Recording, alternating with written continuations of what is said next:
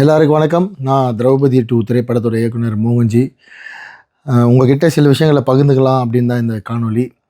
நாங்கள் ஜனவரி 30ஆம் தேதி வரலான்னு தான் பிளானில் இருந்தோம். வேறு வழி இல்லாமல் பொங்கலுக்கு ஒரு ஸ்லாட் கிடைக்குது, ஜனநாயகன் படம் தள்ளி போகுதுன்னு சொன்னோடனே அது ஒரு வேளை தீர்ப்பு வந்து லேட்டாக வந்துச்சுன்னா அதை பண்ண முடியாதுன்றதுக்காக பொங்கல் வெளியீடுன்னு முடிவு பண்ணி வந்தோம்.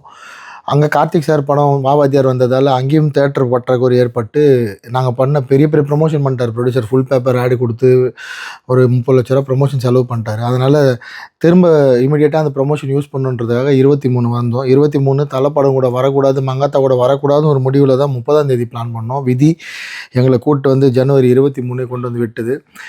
அதை எங்களால் மக்கள்கிட்ட கொண்டு போய் கரெக்டாக சேர்க்க முடியல. ஒரு பொங்கல்லேருந்து நாங்கள் 23ஆம் தேதி வரணும். ஏன்னா பொங்கலுக்கு ரொம்ப எதிர்பார்ப்பு இருந்துச்சு. பொங்கல் ரிலீஸ்னே நினச்சிட்டாங்க மக்கள்.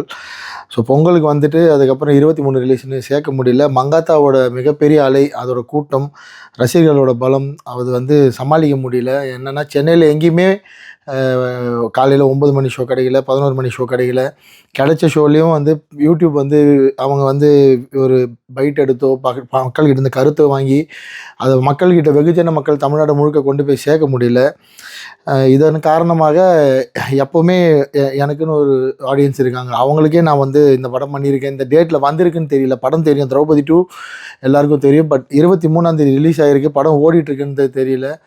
நேற்று எனக்கு வந்து கலெக்ஷனுன்றது என்னால் என்னன்னே தெரியல, என்ன நடக்குது. கிட்டத்தட்ட 360 திரையரங்களில் தமிழ்நாட்டில் ஓடியும் ரொம்ப சொற்ப எண்ணிக்கையில் தான் வந்து கலெக்ஷன் வந்திருக்கு. அது வந்து இது வந்து நான் 2 வருஷம் கடுமையாக உழைச்சி, அவ்வளோ பேர் உழைச்சி ஒரு மிகப்பெரிய வரலாற்று படம். இந்த படம் வந்து இந்த மாதிரியான ஒரு சூழலுக்கு போக வேண்டிய தகுதி உள்ள படமே இல்லை. இது மற்ற டைரக்டரோ மற்ற ப்ரொடியூசரோ வந்து இதை வந்து தாண்டி போயிடுவாங்க. பட் என்ன மாதிரி எந்த பின்புலமே இல்லாமல் சினிமாவில் ஒருத்தர் கூட எனக்காக ஒரு ட்வீட்டு, இந்த படம் நல்லா இருக்குது, இந்த படம் பாருங்கன்னு சப்போர்ட் பண்ணி ஒரு டைரக்டரோ ஒரு ப்ரொடியூசரோ ஒரு நடிகரோ கூட பக்கத்தில் நின்று அந்த மாதிரி ஆளே இல்லாமல் நான் தனியாக போராடி வந்திருக்கேன். உங்களை மட்டுமே நம்பி, மக்களை மட்டுமே நம்பி திரும்ப உங்ககிட்ட தான் வந்து நிற்கிறேன்.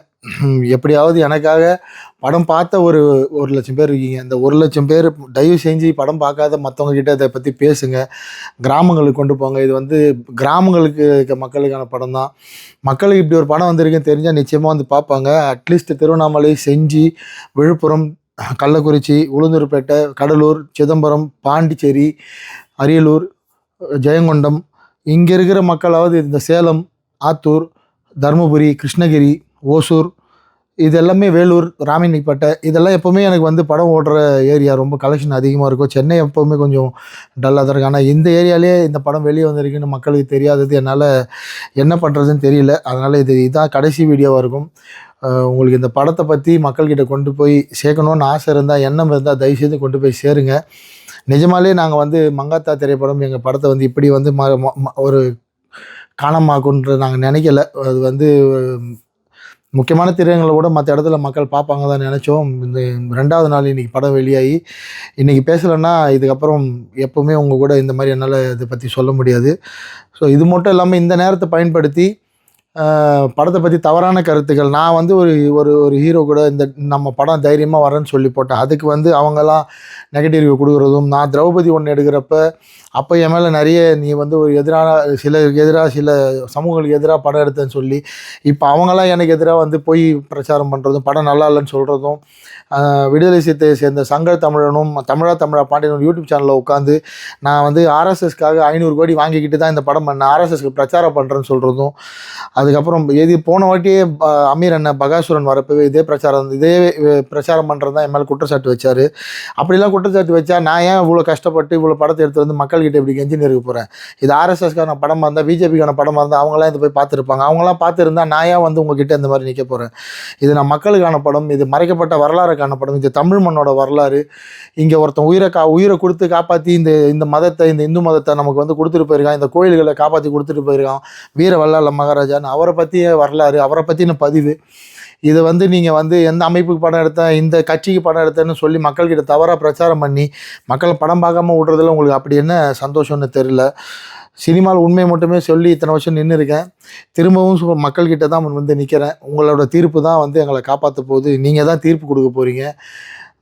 உங்ககிட்ட ரொம்ப கேட்டுக்கிறேன், தாழ்மையாக கேட்டுக்கிறேன். படம் பார்த்த அத்தனை பேரும் தயவு செஞ்சு படம் பார்க்காதவங்க கிட்ட உங்களுக்கு படத்தை பிடிச்சிருந்தா போய் பார்க்க சொல்லுங்கள். இந்த ஒரு வாரம் நீங்கள் எங்களுக்காக செய்கிற இந்த உதவி நிச்சயமாக எங்களை மாதிரி கொஞ்சம் கொஞ்சமாக முன்னுக்கு வர திரைப்பட கலைஞர்களுக்கு மிகப்பெரிய உதவியாக இருக்கும். நிஜமாலேயே எங்களுக்கு திரைப்படத்துறையில் சுத்தமாக சப்போர்ட் கிடையாது. அது அவங்க மேலே தப்பும் கிடையாது. சொல்ல வரல, செய்யணும்னு அவசியம் இல்லை. மக்களை மட்டுமே நம்பியிருக்கேன். உங்கள்கிட்ட மட்டுமே மன்றாடி கேட்டுக்கிறேன். தயவுசெய்து திரௌபதி 2 திரைப்படத்தை பற்றி பார்க்கறதுக்காவது ஒரு முறை யோசிங்க. படம் பார்த்தவங்க எனக்காக ஒரு பதிவோ இல்லைனா ஒரு வீடியோ காணொலியோ போட்டு உங்களுக்கு படத்தை பற்றி தெரியாதவங்களுக்கு தெரிய வைங்கன்னு ரொம்ப தாழ்மையாக கேட்டுக்கிறேன். யார் மேலேயும் எனக்கு கோபம் இல்லை, பட் வருத்தம் நிறைய இருக்குது. இவ்வளோ கஷ்டப்பட்டு 2 வருஷம் இதுக்காக நான் உயிரை கொடுத்து உழைச்சி மக்கள்கிட்ட நல்ல படம்னு பேர் வாங்கியும் மக்கள்கிட்ட போய் சேர்க்க முடியல. எனக்கு என்ன பண்ணுறதுன்னு தெரியல. அதனால் இதில் எதுவும் தவறாக இருந்தால் மன்னிச்சிருங்க. முடிஞ்சால் திரௌபதி 2 படத்தை போய் திரையரங்கில் பாருங்கள். நன்றி.